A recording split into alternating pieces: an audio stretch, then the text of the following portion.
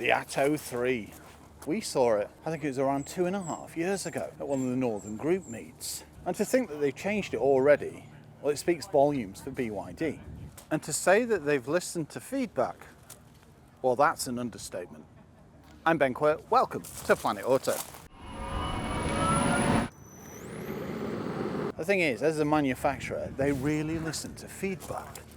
And not only that, they actually rectify or add whatever it is that's requested, as long as it's not over the top. I mean, they hit the ground running when they started releasing, I think it's something like 4 cars in 1 year. I mean, we know that China are a powerhouse, but honestly, BYD take it to a whole new level. I mean, currently, they've got around 135 dealers, and there's another 15 or 20 onboarding. And when you look at BYD's history, it's not really surprising. They sell literally millions of NEVs every year. And people are like, who are BYD? And then you look into it and you think, actually, I've been traveling on those for the last, it's got to be about 15 years now, because a lot of the electric buses in London are BYD. So it's not really new to the UK, even though it is when you look at the passenger vehicle side. And yeah, the new Atto 3 EVO, it's significantly different. It may be essentially the same platform, but it's now got E-Platform 3.0, heat pump 1.5. So everything's just got a little bit better. And considering it's a C-segment SUV, there's no way you'd say, oh, this has got the same kind of voltage as, say, a Genesis. But it has 800 volt, so it charges faster. It's got a bigger battery. And that's whether you go for the design or the excellence. Another significant change. Instead of it being front-wheel drive, it's now rear-wheel drive. So it gets even better traction. With front-wheel drives, you can suffer from a bit of wheel spinach, especially if you're in sport. Whereas with rear-wheel drive, it just digs its heels in. It also assists with cornering as well, because you can power out of the bends. 0 to 60, 5.5. But if you want something proper fast, shall we say hot SUV, well, that's when you go for the excellence. That's 0 to 60 in 3.9, all-wheel drive. Yeah, this one's less powerful, but it still puts a grin on your face. Considering BYD have only been in the country around 3 years, it's quite staggering what they've managed to achieve. It's a similar story to how MG started. No cars whatsoever. Now every other car is a BYD. The thing is, it's not just the same model. Honestly, they are selling like hotcakes. But when you look at the warranty, the tech, and most importantly, the price, then you begin to understand why.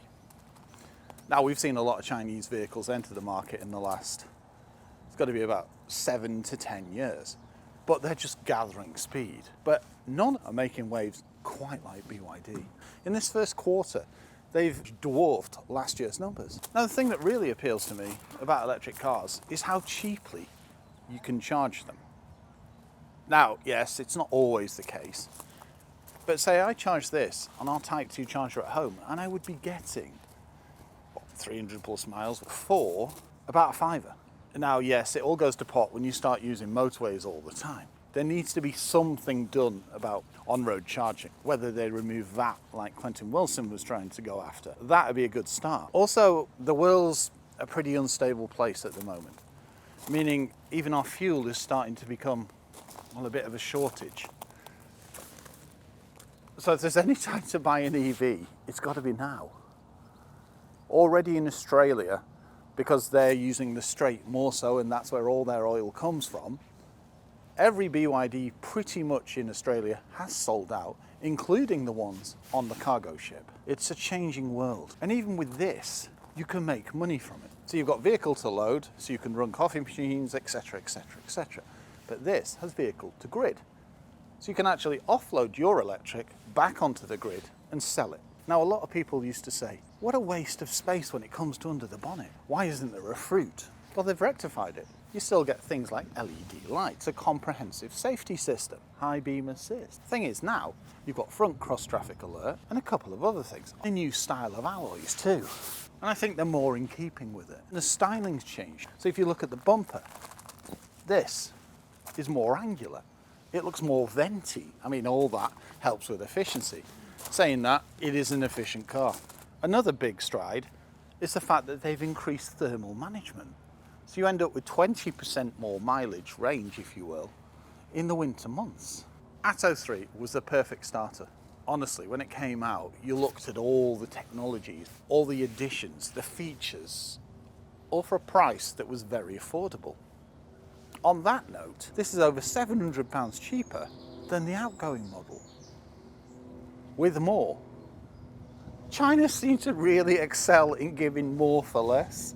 And of course, the dragon-inspired look. So in essence, it costs less, it's faster, and it's far more advanced. That doesn't even compute. And that puts Atto 3 EVO at the staggering low price of just under £39,000, avoiding the car tax bracket. Excellent. Now, if you want to go for the excellence, then that's just over £42,000. But for that extra £3,000, you get all-wheel drive. You get 0 to 60 in 3.9 seconds, which I think it's probably quicker. And it doesn't scrabble for grip. It gets its power down nice and efficiently. Not surprising when you look that we've got Continental tyres. You just don't expect that from an SUV, especially a C segment. Until you're behind the wheel, you won't quite believe it. Think of MG4 X-Power and then think quicker. And I smoked a Urus in one of those. But that's BYD. If you like this type of video, why not subscribe to the channel? You just hit the button on the right hand side. It's free and you'll get an alert every time we upload. Thank you. Not only have they changed the vehicle, they've also added a new palette of colours. 5, including a lovely red and an iris blue. And they all pop in their own special way. The only thing that's missing in my eyes is two-tone. Now obviously if you go for the EVO Excellence, then you're going to cane your range more so, because you've got some ridiculous amount of kilowatts. But if you go for the design, well, you'll eke a fair bit more range out. So the question is, power or efficiency? It's me. Power, obviously. I suppose the way you look at it is, they brought Atto 3 pretty much up to the level of Seal. It shows that BYD are here for the long haul, and they really want the UK customer, which they're doing a damn good job of if you look at any road in the UK. Ground clearance, pretty damn good. Makes sense, especially when you can get an all-wheel drive. So going on muddy tracks, campsites, you're all good. Towing, clean design, semi-clamshell bonnet. Look at the curvature. Nothing too garish though, just a rather sporty front bumper. Decent visibility with a rather large windscreen, but it doesn't overpower the design. Cladding, yeah, see off-roady look. Well, it's an SUV, why wouldn't you? Same with the side skirts. If you look at it, with the black here and the black here, and the additional rear window, it gives it a kind of almost floating roof look. I like that. Let's take a look inside. Keyless entry and colour-coded door handles. Power folding door mirrors with blind spot detection. Even on the starter trim. Great to see. I was worrying they would have got rid of this. Doors that cover the sills, padded areas, soft touches, and a suede feel. It's certainly not as industrial. I suppose it's more luxurious, but I did like some of the previous features. It's still got its inspired gym theme. So with the door handle here, decent sized door pocket, climbing in, like you'd expect for a C-segment SUV. I have to dip my head just a bit, but once inside, and that's a sunglasses holder. Yes, it's similar to the Atto 3, but it's certainly not the same. The cluster's changed, some of the layouts have changed, the materials have changed, even the seats have changed. For the better, I suppose it feels, once again, more luxurious. With the EVO, you get a few additions. For example, you get a ventilated phone charger, new steering wheel, a different button configuration, and now you get heated rear seats. And the biggest change, the shifter is no longer here. It's now column shift. Still chunky stalks, great. Another big change is it's grey, and this goldy stitching just lightens it up even more so. And that's a challenge with modern cars. Most of them have dark interiors. I mean, you've got the dark roof, but because you've got the contrast with all the light, a bit like our Seal 6, it's got a great ambience, atmosphere if you will. Micro cluster, yes, the same out of our Seal 6. See, we're seeing likenesses all around. They're just lifting the bar. Fully electric seat and some new design language. Yes, these have returned. I like this. It's almost like Fisher-Price, my first thing, so you can't miss it. When you're driving along, you've got no problems. A sensor. But coming down in our Seal 6 yesterday, it warned me twice over around 250 miles. I think that's pretty good, considering other cars have warned me 25 times in a space of 3 miles. solid. You even get the echo as it bounces through. Not surprising. When it was first launched, it was pretty damn refined, and all they've done is build on it, so it makes perfect sense. The build quality is solid. Things like the center console. Look, the actual vehicle's moving. Padded areas where your kneel rest. Proper buttons. Rotaries. Notchy things. Volume for your stereo. That's it. It's not all through the screen. But that's not what the UK consumer wants. And it doesn't really matter about the age. They want something that they can quite easily turn up the stereo, turn it off, hit your hazards. The one thing you will have to use the screen for is the heating and the ventilation. The thing is, it's not particularly challenging. Nice and responsive system, very easy to use. Pretty damn intuitive too. And you can tune a lot of your car's settings. Slideys, lefties, upties, all things down. I mean, look at all that. Talk about a shortcut system. Ventilated and heated seat, Wi-Fi, Bluetooth, Apple CarPlay, Android Auto, hill descent control, electric defroster, lane assist, regen braking, so you can adjust the level of your regen. The thing that really appealed to me about BYD was the regen felt natural. It wasn't a forced thing, but the fact that you can tweak it to your setting, excellent. You can log in, you can also get an app. So you can see the state of your charge, you can see if your vehicle's locked. Honestly, it's as good as it ever was. It's just got extra features, including Google Assistant. Cameras, so it can change the angle, so you've got a front camera and a rear camera. Yes, as we've got the design, we've got no sunroof, but if you go for the excellence, well, you'll get one. And you've now got a heads-up display. You can open all the windows, close all the windows, rear view mirror, ambient lighting. Honestly, there's just so many things to play with. And it's relatively simple to turn off things like the fans. You press low, it'll then take you in, and you can just literally turn off. Getting back to home, very easy. Decent infotainment screen size too. Not too big. Some are a bit too enveloping. But I kind of like the way that this floats. Comfortable, supportive, rather sporty seats. And if it's anything like Seal, they'll be very good for the long haul. And interestingly, you get an electric passenger seat as well as a driver's. I think the only thing missing is massage. And yes, there's no lumbar on the passenger seat, and something you don't see very often at all is even height adjustment on the passenger seat. Good work, BYD. The mix of materials, yes, you will find some hard plastics, but they're a relatively good grade. Decent storage throughout. Little pot here for your phone, 2 cup holders, and if we lift this, yeah, it's pretty cavernous for a C segment. Reach and rake in the steering wheel, and if you look at the headroom, what's that, about 2 inches? Not bad at all. No, they've certainly improved on Atto. And it shows they listen to feedback, which is excellent. Glove box. Okay, that's a bit clunky, but apart from that, decent size and no mega manual, because likely it's in there. Look at that. No movement either. Everything's just, well, the way you expect a BYD. Okay, I think that's your lot. Let's take a look in the back. I almost forgot. Auto dimming mirror and adjustable seat belts. From the side, a great silhouette. It also kind of pops with this colour. And the darker alloys too. And just look at the slope of that roofline. And all that's been tweaked. As I mentioned, the addition of a window. Letting more light in, but also, I don't know, giving it a more sleeker look. Decent space in the arches and discs all round. Proportion-wise, it's an attractive looking SUV. Let's take a look in the back. Door opens to a nice width and soft touches once again. Oh dear, they've left these in. I think they're cool, but as we gathered last time, well, troublesome children, not that children are troublesome per se, but they'll have hours of fun, won't they? Climbing in, I have to dip my head because the seat is slightly raised, so my hair brushes, but nothing to really write home about. Once in, comfortable. I could just about get my feet under the seats, and what's that, about 1 inch? Not bad at all. Also, sat like this, my hair isn't brushing. That's one thing I expect. The amount of SUVs, especially this segment, I climbed into the back of, my hair brushes, is, I've lost count.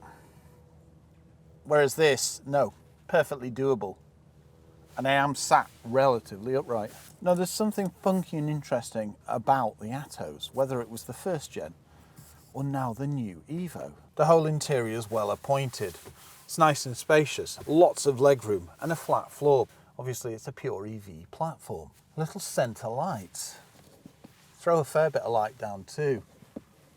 Grab handles above every door except the driver's. Pull down armrest, cup holders, and it's a rather comfortable seat. Squidge factor, pretty good. I would have preferred a little more supportiveness on the side to make them a little more buckety, but the actual back isn't bad at all.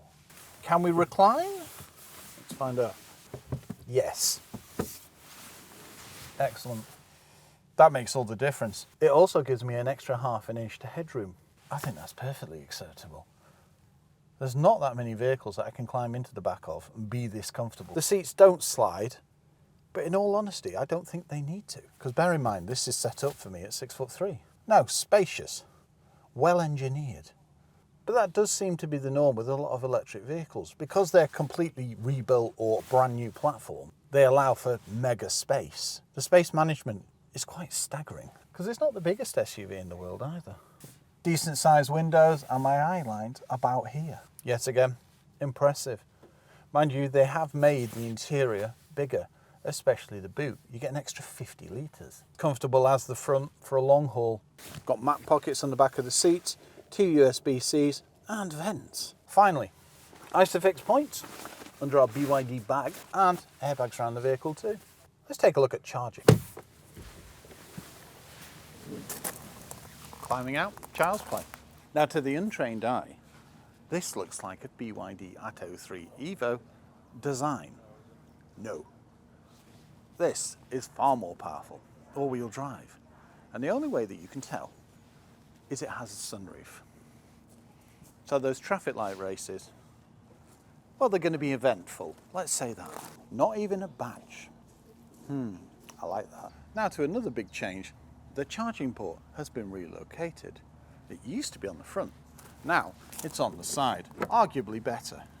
Relatively good flap, pretty much like looking at the Seal 6. Cover here and here. You've got a light here, but there isn't actually anything that tells you what the charge is. 800 volt architecture. A first for a C-segment SUV, meaning charging is far quicker. To give you an idea of what 800 volt architecture is used on, you've got things like Porsche Macan, Genesis GV60.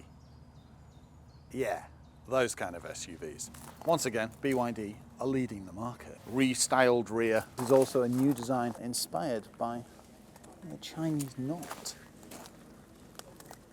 I do love tradition, especially when it comes out in vehicles. It's just a lovely feature. And of course, they're LED, so excellent. This especially appeals. It looks, I don't quite know, it's just funky and modern, and it's the kind of thing you probably see on a retro muscle car, which has been brought into 2026, if you get my meaning. The angles, honestly, it's amazing what floats one's boat.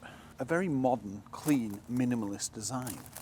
Decent reversing lights and a full LED light bar. Rear wiper, reversing camera, parking sensors, rear cross-traffic alert, rear mitigation, you name it. It's a very sleek and modern look, especially with these flared haunches. The black gloss, that just completes the look. Take a look at the boot. Power tailgate, and it opens in double quick time. Okay, here we go. Oh no, I've fallen in the boot. That's pretty good. And look at that. 6'3", and I can stand under it. It's nice to see that the design trim comes with a power tailgate. Decent sized boot, and even bigger than the former Atto. 50 litres to be exact. So it's actually class leading. Charging cables, including a home charger and a Type 2. I do like these natty bags. So here's your Type 2, the home charger. Under here, extra storage, and another BYD bag. A warning triangle, we're not going to use that. Tire inflation kit with 1990 Raver's jacket. And a mini pump. Oh dear. Good Velcro too. Tethering points. Yes, a boot lip. but it's nothing to really write home about. A boot light on both sides, and you've got top tether too. Pull out load cover, nice and easy to move. Just pull in one end and negotiate. To drop the seats, you can either do it from the boot. It's actually quite easy to reach. Just pull up the little strap, push forward. Just pull up. And now, because we haven't got a raised floor, you don't have a flat loading area when you drop the seats. But you've got carpet that covers here, and it's not too bad. You could still load, say, long items. I do like this new little window. Let's take a look at this new fruit, whatever you want to call it. Release the bonnet, pull here. Once, I think it's twice. There's also a release for your power tailgate. So something that many an owner has been crying out for, as well as struts. Look at the size of that. 25 kilo limit too. Charging cables in there, takeaways, pretty much anything. You'd even get a small holdall that you could take on a plane. That's what you might say a rather large fruit. Apart from that, there's nothing else you can really do, which is good. Except top up. Time to see how it drives. Looking forward to this one. Good afternoon and welcome behind the wheel of the new BYD Atto 3 EVO. Aptly named. Wow! Thing is, this isn't the mega powerful one either. This pulls 0 to 60 in 5.5. Now I'm in sport, the regen has got nice and weighty. It's not one pedal, but it's not far off. It's just livened Atto up. It really has. The thing is, you've got a bigger battery as well now. So we've got over 300 miles range. No longer front wheel drive, now rear wheel drive, with the option of an all wheel drive. Honestly, I think I've gone the wrong way. Decent camera. With the addition now, a wave radar that shows you we're 110 centimeters away. I just need to keep remembering we've now got a column shift. I like the way that it says R on the car as well when you're in reverse. Other changes include a 5-link multi-suspension instead of 4-link. And we've got the McPherson struts on the front as well. So it's not just fast, it handles wow! It handles exceptionally well too. Talk about putting a grin on your face. It feels well planted. Getting out of lay-bys, junctions is far more entertaining than it used to be. My word, this is quick. As you can tell by Annabelle's heavy breathing there, looks like somebody's walking a bear. Oh, it's a horse! Of course. No, this has just transformed my Atto experience. The other one wasn't particularly slow, but this is considerably quicker. And the thing is, you could go for the design, it's fast enough. I mean, the fact that the Excellence is faster than an MG 4X power speaks volumes. The thing is, no wheel spin. It's like a bullet, quite literally. Mega brakes. And we're now in Mr. Wendlebury. No, the changes that they've done, it's not like they were needed, but they'll be well received. It certainly feels like it handles better. Power delivery. With rear wheel drive, it's going to get more grip anyway. But it feels more engaging. I don't quite know what I was expecting. And listen to the refinement. A little bit of road noise, but nothing to write home about. Whoa, a Saab. Honestly. Well and truly off the beaten track, aren't we, Annabelle? Oh, yeah. Look at the thatched cottages. First one I've come across with like a speed bump on the road. Oh. Let's do a standing start and see how it grips. No wheel spin. Virtually 60. And look at the way it takes these bumps, because this is not a good road, is it? Look at the cornering. No, they've seriously enhanced the experience from Atto. They've changed it from a family SUV to something that will go hunting at least hot hatches and supercars if you go for the Excellence. Instant power anyway because it's electric, and because of its weight, it sticks to the road like glue. And that regen, No, I like this. This is going to be flying off the shelves. Even over this really bobbly land. It's damping for England and it's doing a damn good job. Crater flaming ridden, potholes, you name it. Yes, tyre noise has increased, but it's not really surprising, is it? Well, the surface of this kind, no. Exactly. And if you go for the excellence, yes, the range isn't going to be as far as it is in this, but you do get way more power and also all-wheel drive. So that thing you could literally just throw around any bend. Of course, on a racetrack. But on a B road, it puts a smile on your face. And that's one of the things that I'm always going to consider buying a family SUV. It's got to engage me. It's got to be dynamic enough. It can't lumber all over the shop. Speaking of that, what would you say body roll's like? Minimal? Yes. Yeah, new suspension system. It really works. Even coming out of a junction with a slight bit of steer, no wheel spin. Right, I'm now going to put it in eco because I don't think Annabelle will last much longer. I'm struggling somewhat. Yeah. I didn't expect it to feel this quick. I expected the excellence to, but not this. Wow. EVO in name, EVO in nature. Driving modes are down here. You've got sport, snow, eco, and normal. So let's go into eco.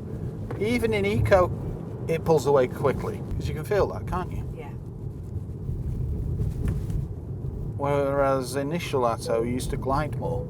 The thing is, you can tweak the regen in the screen if you do so wish. Same cluster at other models, very straightforward to read. Information on the left and the right, and then you've got like your safety. Adaptive cruise, AEB, mitigation, the safety suite that you expect from BYD. It's ticking a lot of boxes, isn't It is. And the fact that the prices, the thing is, there's nothing cheap about the Atto 3 EVO. Nothing. I'm having a heck of a job finding anything I dislike. I know everybody's not going to be going for that, but it means you can still plod along in, you know, normal or eco mode. Yeah. And go to garden centres and just retain your range, especially with the increased thermal management, more upgraded heat pump and E-platform steering. Nice and weighty, and it doesn't seem to matter which mode it's in. It's got great feel, great feedback, very smooth powertrain as well. It's also not what you'd call violent acceleration. It's fast, don't get me wrong, but it's not unmanageable. It's not scrabbling all over the shop. It gets the power down rather efficiently and in double quick time. And this starting at just under 39,000, you get a lot of car for the money. So there you have it, the new Atto 3 EVO. Far better than the former one, and the former one wasn't bad. And that was 3 years ago. Right, on that note, I think it's time to climb back into our Seal 6 and head back down. Well, no, up. We're that far down now. So, I bid you a fond farewell from the Atto 3 EVO. Thanks for watching.